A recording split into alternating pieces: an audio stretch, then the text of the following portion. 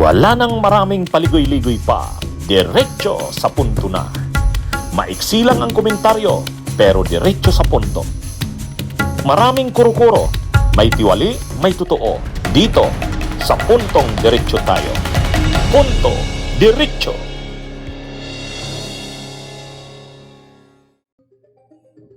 O pero Nal, speaking dyan sa dapat mga yung palang maganda na tayo, ay mukhang nag-meeting yung mga leaders ng oposisyon nung isang araw. Lumabas naman yan sa mainstream media eh. Ang mga nandun sa meeting na yon, si dating Vice President Leni Robredo, syempre yung tatlong incumbent na senator, si Senator Bam, Risa, and Kiko. Nandun din yung leader ng Akbayan, si Congressman Chel Jokno at si Congresswoman Laila de Lima ng Mamayang Liberal. At yung mga dating leaders ng yung mga pillars ng Liberal, si Butch Abad at si Franklin Drilon. So sa tingin mo, yung bang meeting na yon ay bahagi na ng paghahanda sa 2028? Well, sabi ko nga doon sa previous episodes natin, attorney, merong prosesong dinadaanan para pumili within this year kung sino ang standard bearer. Yan ay bahagi nun. At for now, yung mahigit 15 million votes na nakuha ni Leni noong 2022, hindi naman lilipat sa mga Duterte yun eh. Di ba? At yung mga bumoto ng 31 million sa Uniteam, marami doon magbabago na ng boto. Di ba? Marami ron ay disgruntled na, disenchanted na. At nakikita natin ngayon, may 40% na undecided. So parang pabor itong parating na 2028 election sa mga Pinklawan. Pabor. Ang mahalaga lang ay pamunuan na nila itong anti-corruption movement, anti-dynasty movement, anti-impunity movement na lumalakas at dumadami.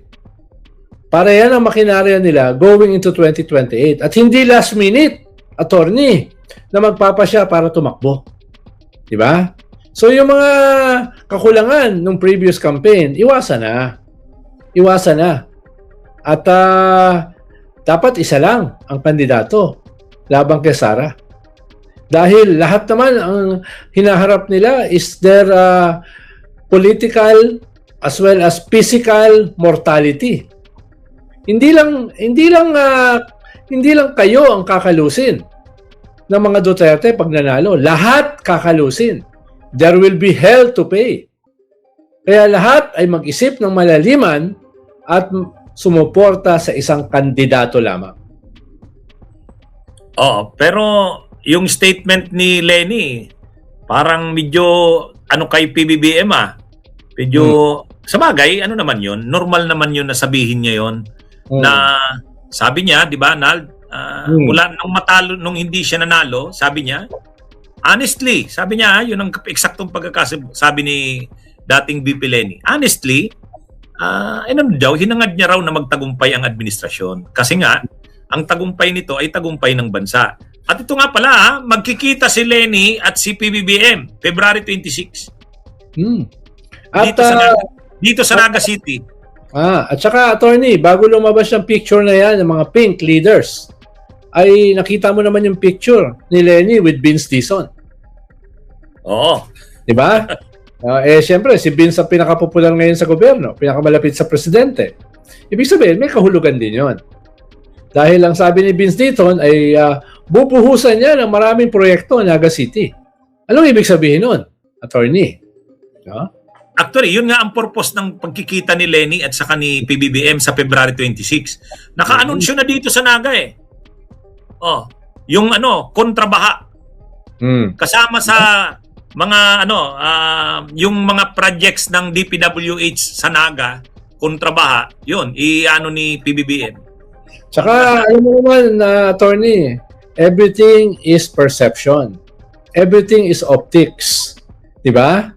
Wala naman silang babanggitin dyan tungkol sa koalisyon. Wala naman silang babanggitin dyan tungkol sa 2028. Pero the very fact na magkasama sila, anong ibig sabihin nun, attorney?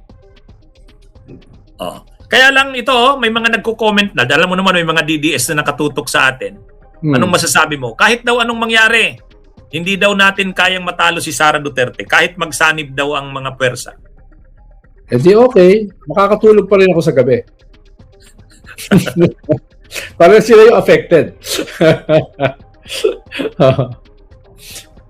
Ang problema kasi sila, they also have everything to lose. Diba? Kung ma-impeach, kung makulong, parang may plunder case hindi lang si Sara. Kung hindi yung kanyang mga kaalyado. May ICC case, yung kanyang mga kaalyado. Hindi lang si Digong ang na-issuehan ng warrant. No? Pati si Bato. At possibly isa o dalawa pa. So, maraming problema sila. Ayun lang ang malinaw, nakikita natin, all out ang China sa kanila. At all out din sila sa China. Tingnan mo itong kaibigan mo, si Marcoleta. Kahit anong argumento, kahit pakita mo na yung bagong baseline law, kahit ipabasa mo na sa kanya yung UNCLOS victory natin, kahit ipakita mo na yung NAMRIA maps ng West Philippine Sea, no? Ayaw pa rin niya maniwala na may West Philippine Sea. Wala daw coordinates. Ako naman, attorney, kung talagang ayaw mo, kahit anong argumento, hindi ka makukumbinse. Di ba? Yun naman talaga yan eh. Kaya talagang labanan nito hindi lamang ng national politics, domestic politics, kundi geopolitics. Hindi, ang maganda ngayon, Nald, marami na ang nagpo-pushback. Kumbaga, dati ang yabang ni Marcoleta, akala mo laging alam mo, yung sinabi na yan na walang coordinates, ay yung sinabi niya na yan na parang invention natin ang West Philippine Sea. Alam mo nung nagbanggaan kami ni Marcoleta sa Kongreso noong February. Actually, February 4. Noon pa ako nagsabi, di ba, yung vlog ko noon, ang title kasi ng vlog ko noon, huwag kayong maniwala sa panlilinlang at pakulo ni Marcoleta. Doon siya nag-init eh. Ano daw ba yung mga panlilinlang niya at pakulo? Kaya pinapasori niya ako noon, pinapa-apologize niya ako. February 4. Sabi niya, I want him to apologize, Mr. Chair. Ang nagpe-preside noon sa Congress ay si Dan Fernandez.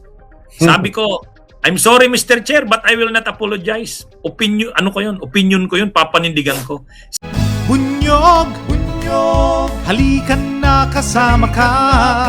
Bunyog, kapag buklod ay may pag-asa. Luzon, Visayas, Mindanao, isa ang pananaw. Sa bagong Pilipinas ang bunyog isisigaw.